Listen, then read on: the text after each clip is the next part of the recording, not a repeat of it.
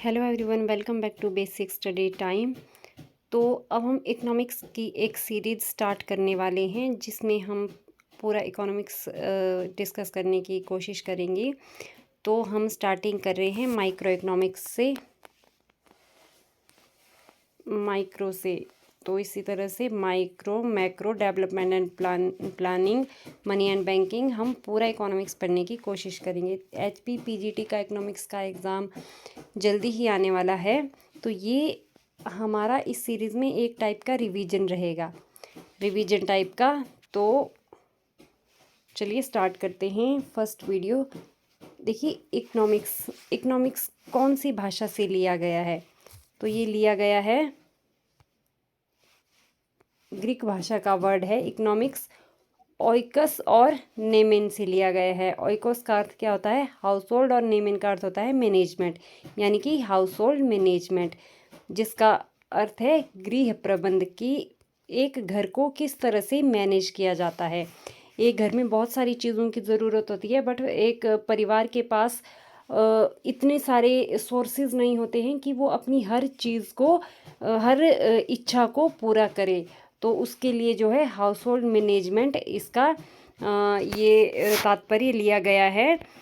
जिस तरह से एक घर को मैनेज करना होता है, उसी तरह से एक देश को, एक अर्थव्यवस्था को, इकोनॉमी को भी हम मैनेज करते हैं। लिमिटेड रिसोर्सेज को किस तरह से हम यूटिलाइज करें कि लोगों को जो है मैक्सिमम सेटिस्फैक्शन मिले।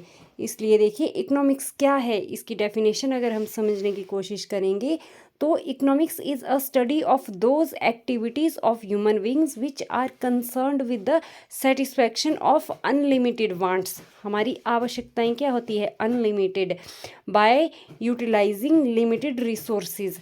और उन अनलिमिटेड वांट्स को हम कैसे फुलफिल करने की कोशिश करते हैं, पूरा करने की कोशिश करते हैं? लिमिटेड रिसोर्सेज से। देखिए, अगर मैं 10 चीज़ें खरीदना चाहती हूँ और मेरे पास 1000 रुपये हैं, तो मैं इसी 1000 रुपये से जो है 10 चीज़ों में से ज़रूरी चीज़ों को खरीदूंगी, क्योंकि मेरे पास लिमिटेड मनी है। लिमिटेड मनी होने से, स्केर्सिटी होने से हमें क्या करना पड़ता है? चॉइस की प्रॉब्लम हमारे पास आती है। तो इसी वजह से जो है इकोनॉमिक्स में हम यही स्टडी करते हैं, ह्यूमन बिहेवियर को, कि एक ह्यूमन किस तरह से अपने लिमिटेड रिसोर्सेज का यूज़ करके, लिमिटेड इनकम का यूज़ करके चीज़ों पर खर्च करता है और अपने आप को सेटिस्फाई करता है। यही स्टडी हम करते हैं इकोनॉमिक्स में। तो देखिए, the term economics was first used, किसने, ये जो इकोनॉमिक्स शब्द है ये सबसे पहले किसने दिया है? मार्शल ने 1890 में। मार्शल की बुक है प्रिंसिपल ऑफ इकोनॉमिक्स, इसमें। तो नेक्स्ट देखिए, शुम्पेटर और बोल्डिंग ने जो है इसे क्या नाम दिया है? Economic analysis. इकोनॉमिक्स को क्या नाम दिया? इकोनॉमिक एनालिसिस, शुम्पेटर और बोल्डिंग ने। फिर देखिए 1776 में जो है एडम स्मिथ, जो फाउंडर ऑफ मॉडर्न इकोनॉमिक्स कहा जाता है, एडम स्मिथ की बुक का कौन सी? An inquiry into the nature and causes of wealth of nation. तो ये 1776 में आई। इसमें एडम स्मिथ ने जो है इकोनॉमिक्स की जो परिभाषा दी वो वेल्थ से रिलेटेड परिभाषा थी, धन संबंधी परिभाषा। फिर 19th सेंचुरी में 1776 से 1850 के बीच में रिकार्डो, माल्थस, जेबी से इन सब ने जो है एडम स्मिथ के थॉट को सपोर्ट किया है। तो ये सारे एडम स्मिथ के साथ मिला के ये सभी अर्थशास्त्री हमारे क्या हो जाते हैं? Classical economist. तो इसके बाद 1850 से लेकर के 1930 तक देखिए, मेंजर, वालरस, कुर्नॉट, मार्शल और पिग्गू, ये सारे अर्थशास्त्री, इन्हें मार्जिनल एनालिसिस दिया है इकोनॉमिक्स में, तो इनको नियो क्लासिकल इकोनॉमिस्ट्स कहा जाता है, नियो, NEO। तो इसके बाद देखिए 1933 में प्रोफेसर रैगनर फ्रिश ने जो है अर्थशास्त्र को 2 भागों में डिवाइड किया, इकोनॉमिक्स को, एक माइक्रो इकोनॉमिक्स और एक मैक्रो इकोनॉमिक्स। 1933 से पहले हम ओनली इकोनॉमिक्स पढ़ते थे, माइक्रो और मैक्रो को अलग नहीं किया था। तो माइक्रो को देखिए प्राइस थ्योरी, माइक्रो में हम प्राइस थ्योरी पढ़ते हैं, और मैक्रो इकोनॉमिक्स में theory of income and employment. इसी तरह से 1936 में अगर हम देखेंगे तो उस 1936 में केन्स की बुक आती है, the general theory of employment, interest and money. तो इसके बाद देखिए हिक्स, हैंसन, हैरिस और हिक्स, ये सभी जो है केन्जियन इकोनॉमिस्ट्स हैं। फिर सैमुअलसन, बोल्डिंग, फ्रीडमैन, पेंटिनकन, इन्होंने क्या किया है, modify and reformulated Keynesian economics and new classical theories.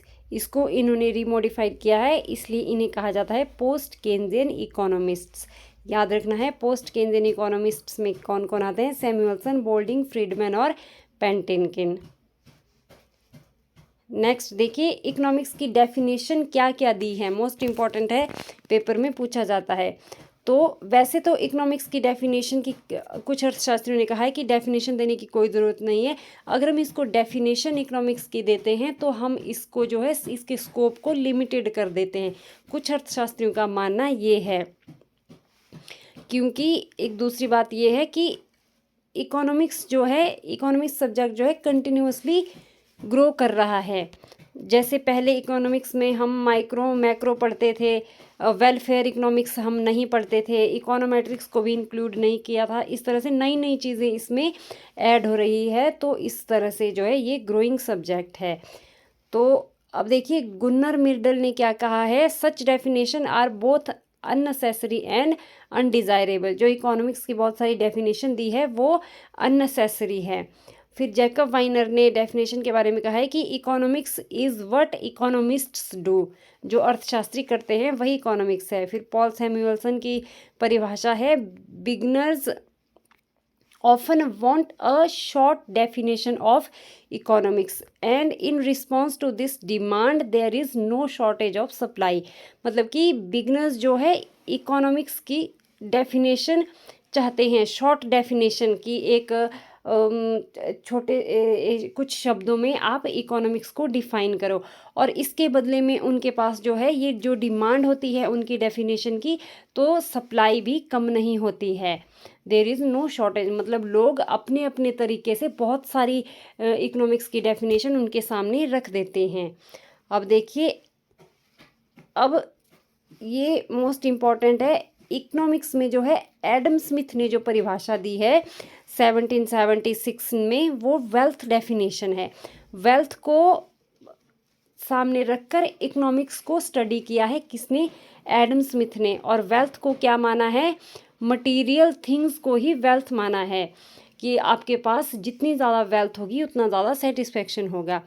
फिर देखिए मार्शल ने इसके बाद 1890 में मटेरियल वेलफेयर डेफिनेशन दी है, मतलब आपके पास जितनी भौतिक चीज़ें होगी मनुष्य का उतना ज़्यादा वेलफेयर होगा। इसके बाद रॉबिन्सन आए, रॉबिन्सन ने 1932 में स्केर्सिटी डेफिनेशन दी। स्केर्सिटी डेफिनेशन मतलब कि इकोनॉमी में रिसोर्सेज स्केयर होते हैं बट ह्यूमन की वांट्स अनलिमिटेड होती है। तो इस तरह से किस तरह से स्केयर रिसोर्सेज को अनलिमिटेड वांट्स पर हम खर्च करते हैं, तो वो स्टडी करते हैं हम इकोनॉमिक्स में, ये रॉबिन्सन ने कहा है। फिर सैमुअल्सन ने ग्रोथ ओरिएंटेड डेफिनेशन दी है। तो इस तरह से ये डेफिनेशन याद रखनी है किसने कौन सी दी है। तो आगे देखिए, नेचर ऑफ इकोनॉमिक्स की इकोनॉमिक्स क्या है, साइंस है या फिर आर्ट है। इकोनॉमिक्स जो है साइंस और आर्ट दोनों हैं। अगर साइंस की बात करेंगे तो पॉजिटिव साइंस और नॉर्मेटिव साइंस दोनों ही इकोनॉमिक्स है। पॉजिटिव साइंस में हम क्या पढ़ते हैं कि इकोनॉमिक्स में जो एक्टिविटीज़ हो रही है, जैसे यानी कि कोई पर्टिकुलर गुड का प्रोडक्शन हो रहा है, उसमें हम मान लो लेबर इंटेंसिव टेक्निक का यूज़ कर रहे हैं, तो हम सिर्फ उसको देखेंगे कि क्या हो रहा है, कैसे हो रहा है, क्यों हो रहा है। तो हम उसको ठीक हो रहा है या गलत तरीके से वो हो रहा है, उसमें सुधार की आवश्यकता है, ये सुझाव नहीं देंगे। तो इकोनॉमिक्स में, पॉजिटिव इकोनॉमिक्स में हम व्हाट, हाउ, व्हाई, इसी चीज़ को डिस्क्राइब करने की कोशिश करेंगे। बट नॉर्मेटिव इकोनॉमिक्स में क्या है, व्हाट ought टू बी। अगर कोई समस्या हमें दिख रही है किसी इकोनॉमिक एक्टिविटी में या इकोनॉमिक्स में कुछ ऐसा हो रहा है जो ठीक नहीं है, जैसे कोई प्रोडक्शन प्रोसेस है जिससे फ़ायदा नहीं हो रहा है, या फिर लोगों के लिए लोगों के वेलफेयर के लिए वो अच्छा नहीं है, तो हम उसमें सुधार करने के लिए अपने सजेशन देंगे कि क्या होना चाहिए। तो वो जो हम अपने सजेशन देंगे, सुधार की बात करेंगे, वो हम पढ़ेंगे नॉर्मेटिव इकोनॉमिक्स में। तो इसी तरह से नेक्स्ट देखिए, नेक्स्ट है कंज्यूमर बिहेवियर। इकोनॉमिक्स में जो है कंज्यूमर बिहेवियर को स्टडी करने के लिए यूटिलिटी एनालिसिस को देखा जाता है, और यूटिलिटी एनालिसिस को दो तरीके से देखा जाता है, एक तो कार्डिनल यूटिलिटी एनालिसिस, एक ऑर्डिनल यूटिलिटी एनालिसिस। तो अब देखिए यूटिलिटी होता क्या है। यूटिलिटी यानी कि उपयोगिता। यूटिलिटी होता है, जैसे मान लीजिए हम एक कोई वस्तु खरीदते हैं। हम वस्तु क्यों खरीदते हैं? क्योंकि हमें उस वस्तु को खरीद के सेटिस्फैक्शन होती है, संतुष्टि होती है। जितनी ज़्यादा हमें डिज़ायर होती है किसी चीज़ को खरीदने की, तो उतनी ही ज़्यादा हमें उससे सेटिस्फैक्शन मिलता है। उसी सेटिस्फैक्शन को हम इकोनॉमिक्स में कहते हैं यूटिलिटी। अब देखिए utility refer to a want satisfying capacity या फिर पावर ऑफ अ कमोडिटी। मतलब वांट्स को सेटिस्फाई करने की जो कैपेसिटी वस्तु में होती है उसे यूटिलिटी कहा जाता है। वैसे तो उसे सेटिस्फैक्शन हम कहते हैं, बट इकोनॉमिक्स में हम यूटिलिटी वर्ड यूज़ करते हैं। यहाँ देखिए फुलफिलमेंट ऑफ डिज़ायर। फिर नेक्स्ट है, जेरेमी बेंथम ने मॉडिफाई किया है utility as a property of a good that provides pleasure और happiness to the people and in this way promotes their welfare. इस तरह से जो है वेलफेयर को भी प्रमोट किया जाता है जब हमें प्लेजर मिलता है, हैप्पीनेस मिलती है किसी पर्टिकुलर कमोडिटी को कंज्यूम करके। फिर है, Amartya Sen criticise the concept of utility. It is not correct to identify welfare और वेलबींग विद यूटिलिटी। देखिए अमर्त्य सेन ने कहा है कि अगर किसी को यूटिलिटी मिल रही है किसी चीज़ को कंज्यूम करके, ज़रूरी नहीं इससे वेलफेयर बढ़ रहा है। क्योंकि यूटिलिटी तो किसी को शराब, जैसे कोई शराबी है उसको शराब पी के यूटिलिटी मिल रही है, उसको मज़ा आ रहा है, सेटिस्फेक्शन हो रहा है, उससे कोई वेलफेयर सोसाइटी का थोड़े ना बढ़ता है। तो इसलिए जो है अमर्त्य सेन ने कहा है कि यूटिलिटी को जो है वेलफेयर को नहीं बता सकती है कि सोसाइटी का वेलफेयर बढ़ रहा है या नहीं। फिर अब देखिए कार्डिनल यूटिलिटी एनालिसिस और ऑर्डिनल यूटिलिटी एनालिसिस। सबसे पहले हम देखेंगे कार्डिनल यूटिलिटी एनालिसिस। तो कार्डिनल यूटिलिटी एनालिसिस में क्या है, इसमें हम मेजर कर सकते हैं कार्डिनल नंबर्स में यूटिलिटी को। जैसे मैंने मान लो एक सेब खाया, मैं बोलूँगी मेरे को एक यूटिलिटी मिली। और यूटिलिटी को जो है फिशर ने कहा है कि यूटिल में मेज़र कर सकते हैं। जैसे एक सेब खाया तो मुझे एक यूटिलिटी मिली, दो सेब खाया तो दो यूटिल मिली, तीन सेब खाया तो तीन यूटिल मिली। इस तरह से हम नंबर्स में काउंट कर सकते हैं यूटिलिटी को। ये मानना है, ये अर्थशास्त्री देखो इन्होंने ड्यूपिट, गोसेन, वालस, मेंजर और जेम्स, इन्होंने ही इस कॉन्सेप्ट को जो है डेवलप किया है कार्डिनल यूटिलिटी एनालिसिस को। और इन्होंने इसमें अजम्पशन भी दी हुई है। मार्शल और पिगू ने आगे इस कॉन्सेप्ट को एलोबरेट किया है। तो अब देखिए assumption of cardinal utility analysis. इसमें क्या क्या अजम्पशन है। सबसे पहले है cardinal measurability of utility. Utility को कार्डिनल नंबर में मेज़र किया जा सकता है। इंडिपेंडेंट यूटिलिटी, यूटिलिटी इंडिपेंडेंट है। इंडिपेंडेंट यानी कि अगर आप सेब खा रहे हैं तो सेब की यूटिलिटी सेब पर ही डिपेंड करेगी। अगर इसके बदले में आपके पास आम है तो इसका फ़र्क, इसको कंज्यूम करने का फ़र्क सेब के ऊपर नहीं पड़ेगा। तो फिर है marginal utility of money is constant. ये मोस्ट इंपॉर्टेंट है, बहुत बार एग्जाम में पूछा जाता है। कार्डिनल यूटिलिटी एनालिसिस में मनी की मार्जिनल यूटिलिटी को कांस्टेंट माना गया है। बेशक आपके पास मनी बढ़ रही है, घट रही है, उससे कोई लेना देना नहीं है। मार्जिनल यूटिलिटी कांस्टेंट ही रहेगी। मनी की कांस्टेंट क्यों रहेगी? क्योंकि मनी से ही अदर गुड्स से मिलने वाली यूटिलिटी को मेज़र किया जाएगा। फिर है डिविजिबिलिटी। डिविजिबिलिटी क्या है कि जो गुड्स हम कंज्यूम कर रहे हैं उसको डिवाइड कर सकते हैं छोटे छोटे हिस्सों में। फिर है इंट्रोस्पेक्टिव मेथड, यानी कि आत्म परीक्षण मेथड। इंट्रोस्पेक्टिव में देखो क्या होता है, इकोनॉमिस्ट जो है कैसे पता लगाता है कि सामने वाले को इससे ज़्यादा यूटिलिटी मिल रही है, कम मिल रही है, एक मिल रही है, दो मिल रही है। ये सेल्फ ऑब्जर्वेशन से होता है। देखिए introspection is the ability of the observer to reconstruct events with go on in the mind of another person. दूसरे पर्सन के माइंड में देख करके, माइंड में झांकना कि with the help of self observation से। तो इसलिए ये इंट्रोस्पेक्शन मेथड है। नेक्स्ट देखिए, founder of the cardinal utility analysis have developed 2 laws. इन्होंने 2 लॉ डेवलप किए हैं।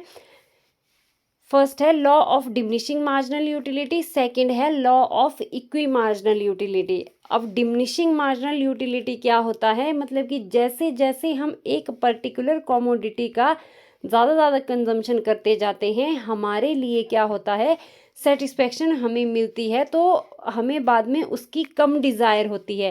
पहले इच्छा ज़्यादा होती है, फिर उसके लिए इच्छा हमारी कम होने लगती है। इच्छा कम होने लगती है तो हमारी मार्जिनल यूटिलिटी जो है कम होने लगती है, जैसे जैसे हम किसी वस्तु का ज़्यादा कंजम्पशन करते जाते हैं।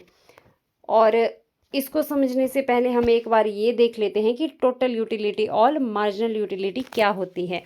अब देखिए, टोटल यूटिलिटी होती है of a fixed quantity of a commodity is the total satisfaction derived from the consuming the given amount of some commodity x। मान लो कोई commodity x हमारे पास है, उसका कोई commodity x मान लीजिए हमारे पास 10 सेब है, हमने 10 सेब कंज्यूम कर लिए, तो हमारे को जो यूटिलिटी मिली वो 10 सेब से, उसको जब एक एक सेब की यूटिलिटी को हम जोड़ेंगे तो वो टोटल 10 की जोड़ेंगे तो वो हो जाएगी टोटल यूटिलिटी।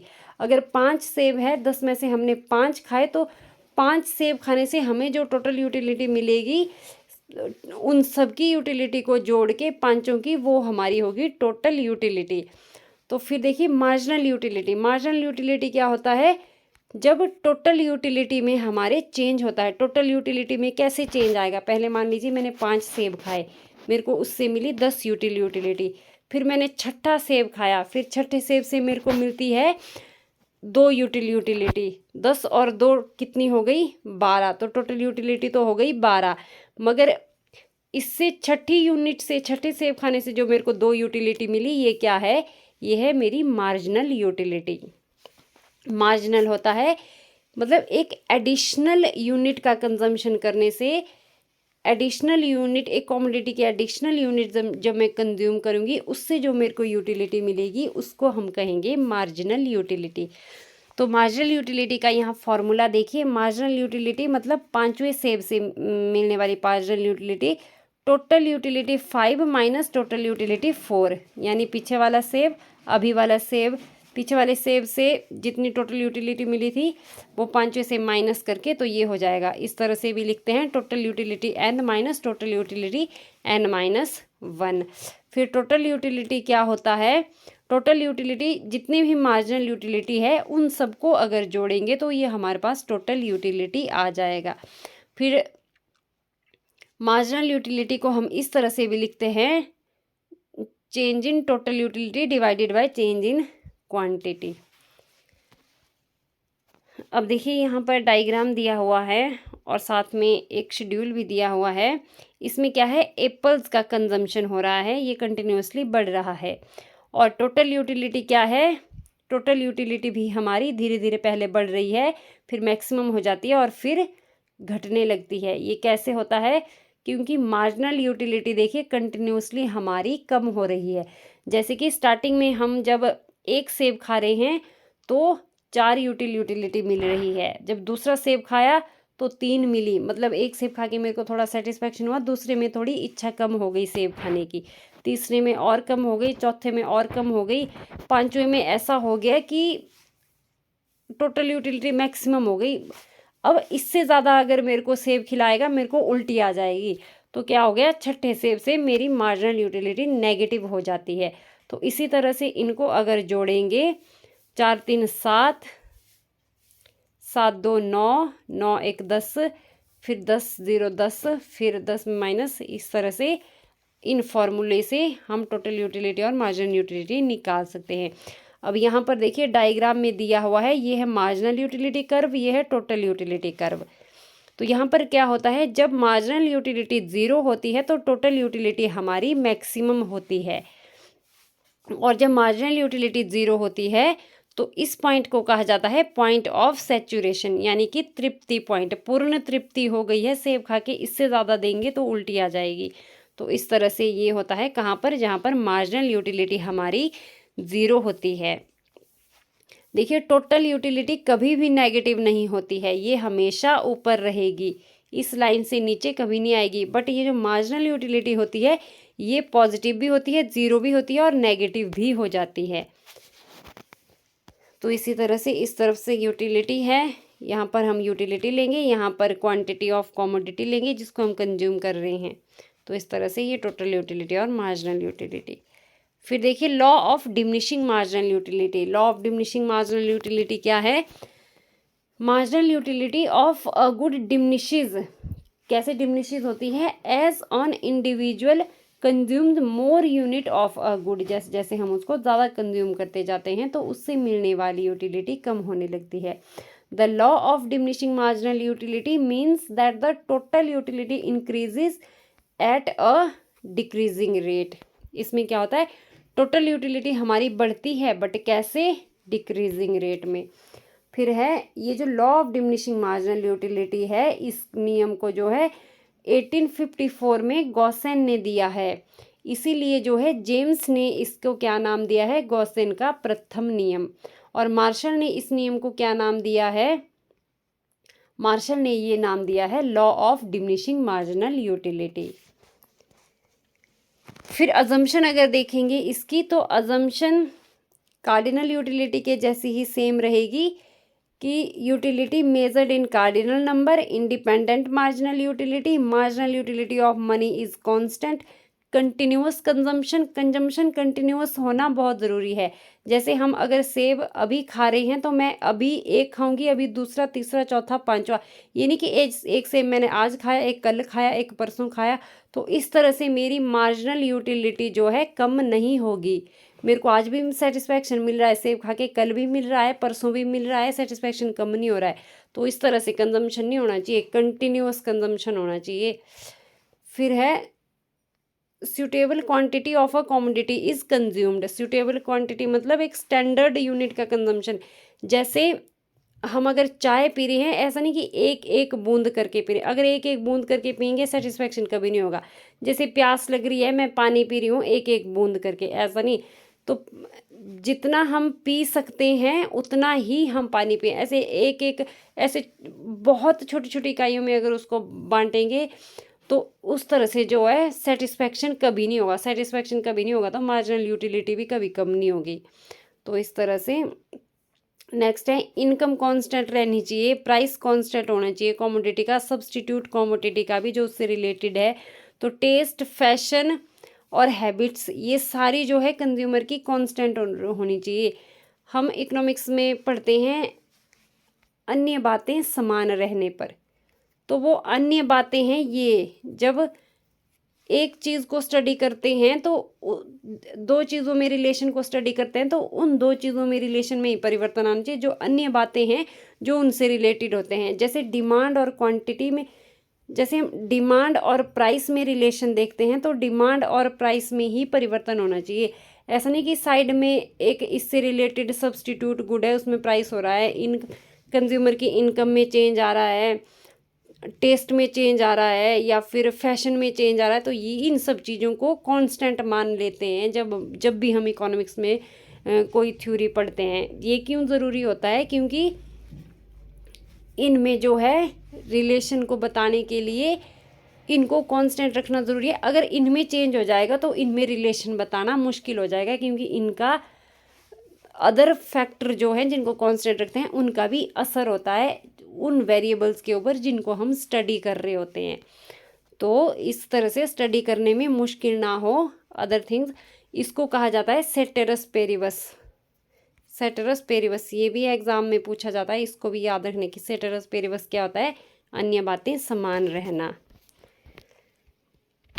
अब नेक्स्ट देखिए law of diminishing marginal utility का ये टेबल दिया हुआ है कि जब हम एप्पल खा रहे हैं first, second, third, fourth, fifth, sixth, तो मार्जिनल यूटिलिटी कैसे कम हो रही है? पहले ज़्यादा मिल रही है, फिर कम कम कम कम, फिर मार्जिनल यूटिलिटी ज़ीरो हो जाती है, फिर नेगेटिव हो जाती है। तो इस तरह से इसी के बेस पर ये डायग्राम ड्रॉ होगा कि क्वांटिटी इंक्रीज हो रही है, मार्जिनल यूटिलिटी कम हो रही है। जैसे जैसे हम कंजम्पशन बढ़ा रही है, मार्जिनल यूटिलिटी कम हो रही है। तो इस तरह से ये हमारा है मार्जिनल यूटिलिटी कर्व, और यहाँ पर मार्जिनल यूटिलिटी ज़ीरो, ये है पॉइंट ऑफ सैचुरेशन। अब देखिए एक्सेप्शन क्या है इसके, अपवाद, कि जहाँ पर डिमिनिशिंग मार्जिनल यूटिलिटी इसका लॉ लागू नहीं होगा। जैसे कि किसी वस्तु का अगर हम कंजम्पशन करेंगे तो हम कभी भी सेटिस्फाई नहीं होंगे, हम बोलेंगे और दे दो और दे दो। तो वो किस केस में होता है, एक तो होता है यूनिक और रेयर थिंग्स जो कि कभी मिलती नहीं है, जैसे गांधी जी का चश्मा है, ये रेयर थिंग है। तो ये चीज़ें हम जितनी ज़्यादा एक्वायर करते हैं, कोई पुराने सिक्के होते हैं, जितने ज़्यादा हम इकट्ठा करते हैं उतना ज़्यादा मन करता है कि और होनी चाहिए हमारे पास, यानी कि मार्जिनल यूटिलिटी इसमें डिमिनिश नहीं होती है। फिर है ड्रंकर्स, शराबी के लिए, शराबी कभी सेटिस्फाई नहीं होता है, उसको पहले एक गिलास दो, दूसरा दो, तीसरा दो, चौथा दो, फिर और मांगता है वो। तो इस तरह से यहाँ पर भी डिमिनिशिंग मार्जिनल यूटिलिटी का लॉ लागू नहीं होता है। फिर है इनिशियल यूनिट्स, जैसे स्टार्टिंग में हम रोटी खा रहे हैं, एक खा रहे हैं, दो खा रहे हैं, तो मज़ा आ रहा है, यूटिलिटी बढ़ रही है, कम नहीं हो रही है, सेटिस्फेक्शन बढ़ रहा है। तो इनिशियल यूनिट्स पर भी ये लागू नहीं होता है। मिजरिज, कंजूस व्यक्ति पर भी लागू नहीं होता है। कंजूस व्यक्ति जैसे आज उसके पास 10 रुपये होंगे, कल उसके पास 100 रुपये होंगे, तो 100 रुपये होगा, वो बोलेगा फिर मेरे को 200 चाहिए, 200 हुआ तो बोलेगा 400 चाहिए, 400 हुआ तो 1000 मांगेगा, 1000 हुआ तो लाख मांगेगा। इस तरह से जो है उसका वो कभी भी सेटिस्फाई नहीं होगा, कभी भी सेटिस्फाई नहीं होगा। तो इट मीन्स यूटिलिटी उसकी कभी नेगेटिव जाएगी ही नहीं, यूटिलिटी उसकी बढ़ती रहेगी। सेटिस्फैक्शन बढ़ना मीन्स यूटिलिटी बढ़ना। फिर गुड पोइम और गुड बुक, जो कोई अच्छी किताबें पढ़ते हैं, अच्छी किताबें पढ़ने वालों का भी कोई अच्छी पोइम होती है, मन नहीं भरता है, मन करता है मैं और पढ़ूँ और पढ़ूँ। तो इस तरह से यहाँ पर भी डिमिनिशिंग मार्जिनल यूटिलिटी का लॉ लागू नहीं होता है। तो ये हैं एक्सेप्शंस।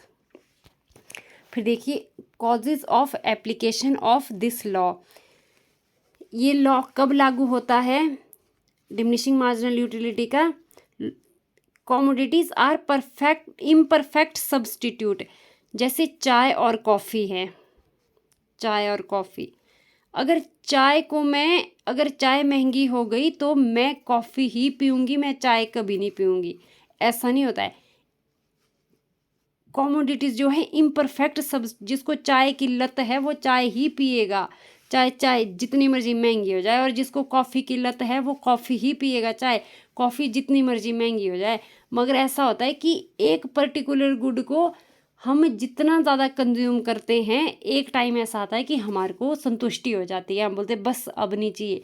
तो वो तरीका है कि एक तो गुड्स इम्परफेक्ट सब्सटीट्यूट होती है, और जिसकी लत लग गई उसका हम ज़्यादा कंजम्पशन करते हैं, और एक टाइम पर क्या हो जाता है कंजम्पशन हम कम करने लगते हैं, क्योंकि हम सेटिस्फाई हो जाते हैं, और हम जो एक्स्ट्रा यूनिट कंज्यूम करेंगे उससे हमको जो यूटिलिटी मिलेगी वो कम मिलेगी, यानी कि law of diminishing marginal utility law वहाँ पर लागू होगा। फिर है सेटिएबिलिटी ऑफ अ पर्टिकुलर वांट्स, ये वही है कि एक पर्टिकुलर वांट को एक गुड्स को अगर हम कंज्यूम कर रहे हैं, मेरी इच्छा है, कोई पर्टिकुलर वांट है, तो वो सेटिस्फाई हो जाती है। जैसे सेब खाने की इच्छा है, मेरी बहुत ज़्यादा इच्छा है, एक टाइम ऐसा आएगा जब अगर मैंने 4-5 सेब खा लिए, मैं सेटिस्फाई हो जाऊंगी पूरी तरह से, ये मेरी एक पर्टिकुलर इच्छा है सेब खाने की, वो सेटिस्फाई हो गई। तो यहाँ पर भी जो है ये लॉ लागू होता है। फिर है अल्टरनेटिव यूजेस, अल्टरनेटिव यूजेस जैसे मान लिया हमारे पास दूध है, दूध अगर कम है तो हम क्या करेंगे, घर पे जो छोटे बच्चे हैं उनको देंगे। सबसे अल्टरनेटिव यूजेस हम कैसे करते हैं कि जो अगर हमारे पास कोई कमोडिटी कम है तो हम सबसे ज़्यादा ज़रूरत जिस चीज़ के लिए है वहाँ पर उसको यूज़ करेंगे। अगर थोड़ा ज़्यादा हो गया तो फिर जो थोड़ा सा उससे कम प्रेफरेंस जिस चीज़ को देनी है हम उसको वहाँ यूज़ करेंगे। फिर इसी तरह से कम प्रेफरेंस की जगह अगर बहुत ज़्यादा हुआ तो इस तरह से हम उसको कम प्रेफरेंस के लिए यूज़ करेंगे। अगर बहुत कम है तो सिर्फ छोटे बच्चों के लिए मिलेगा, अगर थोड़ा ज़्यादा है तो बुज़ुर्गों को भी मिलेगा, अगर उससे थोड़ा ज़्यादा है तो घर के दूसरे लोग भी चाय पिएंगे, अगर थोड़ा ज़्यादा और ज़्यादा हो गया तो फिर हम उसकी दही बनाएंगे। तो इस तरह से जो है एक अल्टरनेटिव यूजेस होते हैं कमोडिटीज़ के। तो इसमें भी diminishing law of diminishing marginal utility लागू होता है। फिर देखिए अब आता है सेकंड लॉ जो कार्डिनल यूटिलिटी एनालिसिस वाले अर्थशास्त्रियों ने दिया है, वो है law of equi marginal utility. Equi marginal utility में क्या होता है कि जो हमने law of diminishing marginal utility पढ़ा, इसमें हमने ओनली एक्स कमोडिटी का कंजम्पशन पढ़ा और एक्स कमोडिटी से मार्जिनल यूटिलिटी कितनी मिलती है उसको पढ़ा एक कमोडिटी का। इसमें इक्वी मार्जिनल यूटिलिटी में क्या होता है कि कंज्यूमर सिर्फ एक वस्तु नहीं खरीदता है, कंज्यूमर बहुत सारी वस्तुएं खरीदता है। इसमें हम दो गुड्स का कंजम्पशन पढ़ेंगे कि कंज्यूमर डिफरेंट डिफरेंट गुड्स पर किस तरह से खर्चा करता है और कैसे अपनी वांट्स को सेटिस्फाई करता है। अब देखिए a consumer has a given income which he has to spend on various goods he wants, जिसकी उसको ज़रूरत है वो वेरियस गुड्स पर अपनी इनकम खर्च करता है। The law of equi marginal utility states that the consumer will distribute his money income between goods in such a way that the utility derived from the last rupee spent on each goods is equal। जो वो last unit जैसे x good है और Y good है, इन दोनों का जो last unit वो कंज्यूम करेगा तो लास्ट यूनिट पर जो है दोनों से मिलने वाली यूटिलिटी इक्वल होनी चाहिए, तब तक वो खर्चा करेगा। तो अब देखिए इस सिचुएशन में इक्विलिब्रियम पॉइंट कहाँ पर होगा, कंज्यूमर कहाँ इक्विलिब्रियम में होगा, तो ये वाली सिचुएशन होगी, ये वाली इसको ध्यान रखना है। Marginal utility of X divided by price of X, marginal utility of Y divided by price of Y, फिर इज इक्वल टू होगी मार्जिनल यूटिलिटी ऑफ मनी के। एम यू एक्स क्या है, marginal utility of M U M है marginal utility of money expenditure, फिर M U X है marginal utility of X good, फिर M U Y है marginal utility of Y good, फिर P x है x का प्राइस, पी वाई है Y good का प्राइस। तो law of equi marginal utility को गॉसेन का दूसरा नियम कहा जाता है, ये भी पेपर में बहुत बार पूछा गया है नेट के एग्जाम में। तो अब नेक्स्ट देखिए इसमें क्या है, marginal utility of good X and Y, फिर है marginal utility of money expenditure. यहाँ पर हमारे पास दिया हुआ है यूनिट्स दिया हुआ है और फिर मार्जिनल यूटिलिटी को यूटिल्स में मेजर किया है, और ये मनी एक्सपेंडिचर की मार्जिनल यूटिलिटी है। तो कैसे निकालते हैं, एक्स गुड पर अगर निकालनी है तो marginal utility of X divided by price of X, marginal utility of Y divided by price of Y. अब देखिए इसके लिए ज़रूरी चीज़ यहाँ पर देखेंगे, तो एक्स गुड का प्राइस हमने माना है 2 रुपये और वाई गुड का प्राइस हमने माना है 3 रुपये, और मनी इनकम जो कंज्यूमर के पास है, मनी इनकम देखिए कंज्यूमर के पास जो पैसे हैं टोटल वो है 24 रुपये, और इसी को आधार में रख करके ये डायग्राम बनाया हुआ है। यहाँ देखिए एक यूनिट तो 20, एक यूनिट अगर कंज्यूमर कंज्यूम करता है तो 20 उसको यूटिलिटी मिल रही है एक्स से, अगर वो वाई कंज्यूम कर रहा है तो 24 यूटिलिटी उसको मिल रही है वाई से। तो नेक्स्ट में देखिए दूसरी से 18, तीसरी से 16, इस तरह से मार्जिनल यूटिलिटी जो है कम होती जा रही है, मार्जिनल यूटिलिटी वाई कमोडिटी की भी कम होती जा रही है। अब हम देखेंगे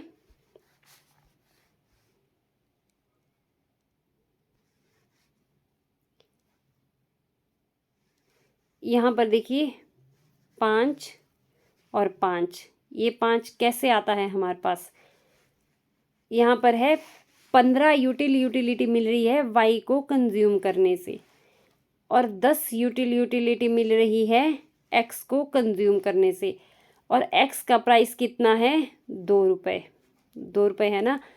तो 10 को अगर 2 से डिवाइड करेंगे जो यहाँ पर है M U X price of X, तो हमारे पास आ जाएगा 5। अगर इस 15 को 3 से डिवाइड करेंगे क्योंकि वाई का प्राइस है 3 रुपये और ये है वाई से मिलने वाली यूटिलिटी 15, तो ये आएगा हमारे पास 5 दिए 15, तो ये आएगा 5। तो देखिए अब 6 6 यूनिट कंज्यूम करेंगे एक्स कॉमोडिटी की, जिससे 5 इसको यूटिलिटी मिल रही है, और 4 यूनिट कंज्यूम करेंगे वाई कॉमोडिटी की, क्योंकि दोनों से मिलने वाली यूटिलिटी यहाँ पर बराबर हो जाती है। अब 5 को अगर मल्टीप्लाई करेंगे 3 से कितना आएगा, 4 से, सॉरी 4 यूनिट है यहाँ पर, 4 यूनिट, 4 3 12 और 6 यूनिट कंज्यूम कर रहे हैं, तो 6 दूने 12, प्राइस कितना है 2 रुपये। तो 12 रुपये दोनों पर खर्च हो रहे हैं, टोटल 24 रुपये सारे खर्च हो रहे हैं। तो कंज्यूमर कहाँ पर इक्विलिब्रियम में होगा, उसका सेटिस्फेक्शन कहाँ सबसे ज़्यादा होगा, जहाँ पर वह एक्स की 6 यूनिट और वाई की 4 यूनिट कंज्यूम करेगा। तो इसीलिए हमने ऊपर डेफिनेशन में भी पढ़ा कि जो वो लास्ट रुपया खर्च करेगा उससे जो मार्जिनल यूटिलिटी मिलेगी वो दोनों गुड्स से इक्वल मिलनी चाहिए, जो कि एक्स की 6 और वाई की 4 यूनिट कंज्यूम करके मिल रही है। ये गिवन प्राइस और गिवन इनकम के हिसाब से जो हमने निकाला है। तो इस तरह से ये होगा हमारा इक्विलिब्रियम सिचुएशन। इसको इस तरह से भी लिख सकते हैं, ये भी एग्जाम में बहुत बार आता है। जैसे MUX हमारा यहाँ पर है, इसको लिखेंगे MUX, इसको नीचे लाएंगे MUY इस तरह से, और इसको ऊपर लेके जाएंगे price of X, price of Y, इस तरह से भी इसको लिख सकते हैं। ये सिचुएशन है कंज्यूमर इक्विलिब्रियम की। ये तो है डबल कॉमोडिटी के केस में, जब 2 कॉमोडिटी एक साथ कंज्यूम करेगा। अब है सिंगल कॉमोडिटी के केस में। देखिए सिंगल कॉमोडिटी, जैसे हमने वहाँ पर marginal utility, law of diminishing marginal utility के उसमें पढ़ा था, इसमें इक्विलिब्रियम कहाँ पर होगा, marginal utility of X commodity is equal to price of X, ये दोनों इक्वल होने चाहिए, वहाँ पर जो है कंज्यूमर इक्विलिब्रियम में होगा। नेक्स्ट देखिए डेरिवेशन ऑफ डिमांड कर्व। तो डिमांड कर्व अगर इससे डिराइव करना है तो कैसे डिराइव होगा डिमांड कर्व, एक सेकेंड, यहाँ पर हम लेंगे, ये देखो इस साइड क्वांटिटी लिया है, इस side marginal utility of X, price of x, और ये हमारे पास है कर्व, मार्जिनल यूटिलिटी कर्व। तो ये स्टार्टिंग का कर्व है, एक सेकेंड, यहाँ पर क्या है, एक्स कमोडिटी का प्राइस कम हो रहा है, इस पर एक्स कमोडिटी का प्राइस ज़्यादा है, इतना है OP1। और सेकंड में क्या हो जाता है, जब सेकंड हम MUX और प्राइस ऑफ एक्स इसका रेशो वाला ये कर्व देखते हैं, तो सेकंड में प्राइस कम होने की वजह से हम क्या करते हैं, एक्स कमोडिटी का ज़्यादा कंजम्पशन करते हैं। पहले OQ1 कर रहे थे इतना, अब हम इतना कंजम्पशन करते हैं।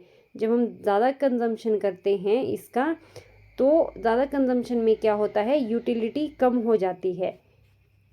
यहाँ पर प्राइस ज़्यादा है, यहाँ पर प्राइस कम हो जाता है, और जब और कम प्राइस होता है तो हम क्वांटिटी और ज़्यादा क्वांटिटी खरीदते हैं P1 प्राइस पर। इसलिए इनको अगर मैच करेंगे, ये तीनों पॉइंट इस तरह से आते हैं, सबसे ज़्यादा प्राइस यहाँ पर है, उससे कम, फिर उससे कम।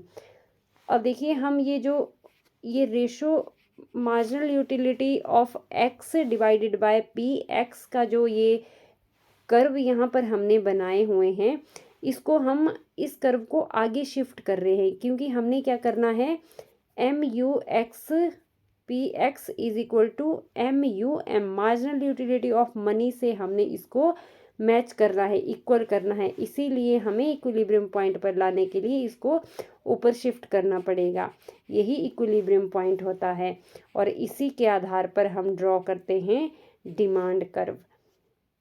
तो ये डेरिवेशन आपने देखा डिमांड कर्व का किस तरह से होता है। तो अब देखिए क्रिटिकल इवैल्यूएशन इसका देखना है, मार्शल के कार्डिनल यूटिलिटी एनालिसिस का। तो कार्डिनल यूटिलिटी, इसकी measurability of utility is unrealistic, इसके आधार पर इसकी जो है आलोचना हुई है की यूटिलिटी को मेज़र नहीं कर सकते। ये सच्ची बात है। आप कैसे बोल सकते हैं कि एक सेब खा के मेरे को एक यूटिलिटी मिली या 2 सेब खा के मेरे को 2 यूटिलिटी मिली। ये रियल लाइफ में ये नहीं होता है। तो इस आधार पर इसकी आलोचना हुई है। नेक्स्ट देखिए, नेक्स्ट है hypothesis of independent utilities is wrong. हम कहते हैं कि अगर सेब से मिलने वाली यूटिलिटी है तो वो सेब पर ही डिपेंड करेगी, आम पर डिपेंड नहीं करेगी। बट ऐसा नहीं होता है, यूटिलिटीज इंडिपेंडेंट नहीं होती है। अगर हमें सेब की जगह इसको सब्स्टिट्यूट कर दिया आम को, तो हमें इससे यूटिलिटी मिलेगी, आम से यूटिलिटी मिलेगी और सेब से मिलने वाली यूटिलिटी कम होगी जब सेब की जगह हम इसको सब्स्टिट्यूट करेंगे। तो देखिए, इसमें सब्स्टिट्यूट इफेक्ट को इन्होंने छोड़ दिया हुआ है। सब्स्टिट्यूशन की बात कार्डिनल यूटिलिटी एनालिसिस में नहीं की है। अगर हम चीज़ों को सब्स्टिट्यूट करते हैं तो क्या होता है, जिस चीज़ को हम छोड़ देते हैं उससे मिलने वाली मार्जिनल यूटिलिटी हमारी बढ़ जाती है, और जिसको हम कंज्यूम करने लगते हैं इससे मिलने वाली मार्जिनल यूटिलिटी हमारी घटने लगती है, क्योंकि इसका कंजम्पशन हम बढ़ा देते हैं। यानी कि यूटिलिटी डिपेंड करती है एक दूसरी वस्तुओं के कंजम्पशन पर भी। फिर है assumption of constant marginal utility of money is not valid. Money की मार्जिनल यूटिलिटी भी कांस्टेंट नहीं रहती है। कैसे, पहले आपके पास 10 रुपये है, फिर 100 रुपये हो जाते हैं, फिर 1000 रुपये हो जाते हैं। क्या होता है, पहले आपके लिए मनी की मार्जिनल यूटिलिटी ज़्यादा होती है। फिर क्या होता है, जैसे जैसे आपके पास ज़्यादा पैसे आने लगते हैं तो आपके लिए मनी की मार्जिनल यूटिलिटी कम होने लगती है। ऐसा होता है रियल लाइफ में। बट यहाँ पर क्या कहा है कि मार्जिनल यूटिलिटी मनी की कांस्टेंट रहेगी। इस आधार पर भी इस थ्योरी की आलोचना की गई है। अगर मनी की मार्जिनल यूटिलिटी कांस्टेंट रहेगी तो इन्होंने इनकम इफेक्ट को भी निग्लेक्ट किया है। इस आधार पर could not explain the Giffen paradox, और गिफन पैराडॉक्स को भी कार्डिनल यूटिलिटी एनालिसिस में हम एक्सप्लेन नहीं कर सकते हैं इसी के बेसिस पर। फिर देखिए, Marshallian demand theorem can not genuinely be derived except in a one commodity case. तो इसको हम वन कमोडिटी केस में ही अच्छी तरह से पढ़ सकते हैं। अगर 2 कमोडिटी केस या 2 से ज़्यादा कमोडिटी की बात आती है तो वहाँ पर हम इस कॉन्सेप्ट को समझने में हमें दिक्कत आती है। अब देखिए, जैसे यहाँ पर दिया हुआ है मार्जिनल यूटिलिटी एक्स कमोडिटी की है, और ये किसके इक्वल है, इक्विलिब्रियम पॉइंट पर marginal utility of money into price of x commodity. अगर देखिए, कभी क्या हो जाता है, प्राइस मान लीजिए इंक्रीज हो गए, P1 से P2 हो जाते हैं, तो मार्जिनल यूटिलिटी ऑफ एक्स ये तो सेम रहेगा, बट यहाँ वाला पोर्शन क्या होगा हमारा, ये वाला पोर्शन बढ़ जाएगा प्राइस बढ़ने से। अगर प्राइस कम हुआ तो ये वाला पोर्शन कम हो जाएगा। तो हम इक्विलिब्रियम पॉइंट से जो है बहुत आसानी से हिल सकते हैं। तो इस तरह से भी इसकी आलोचना की गई है। अब नेक्स्ट देखिए, cardinal utility analysis does not distinguish between the income effect and the substitution effect of the price change. ये भी हम नहीं कर सकते हैं। Marshall could not explain the Giffen paradox, Giffen paradox को, क्योंकि ignoring the income effect of price change, इन्होंने इनकम इफेक्ट को जो है इग्नोर किया हुआ है कि प्राइस चेंज होने से इनकम इफेक्ट पड़ता है। इनकम इफेक्ट कैसे पड़ता है, अगर प्राइस किसी कमोडिटी का बढ़ गया तो क्या होगा, हमारी कंज्यूमर की जो है परचेजिंग पावर कम हो जाती है। परचेजिंग पावर कम हो जाती है तो क्या हो जाता है, उसके पास जो है रियल इनकम कम बचती है। तो इसी तरह से प्राइस कम होने से क्या होता है, रियल इनकम बढ़ जाती है। यानी इसी इनकम इफेक्ट को इन्होंने छोड़ दिया है। फिर है marginal utility analysis assumes too much and explains too little, कि इसमें कहा है कि इसने अजम्पशन बहुत ज़्यादा ली हुई है और एक्सप्लेनेशन ओनली थोड़ी सी चीज़ों को ही किया है। तो ये था हमारा आज का वीडियो। अगर आपको वीडियो अच्छा लगा हो तो वीडियो को लाइक करें, शेयर करें और चैनल को सब्सक्राइब कर दें। धन्यवाद।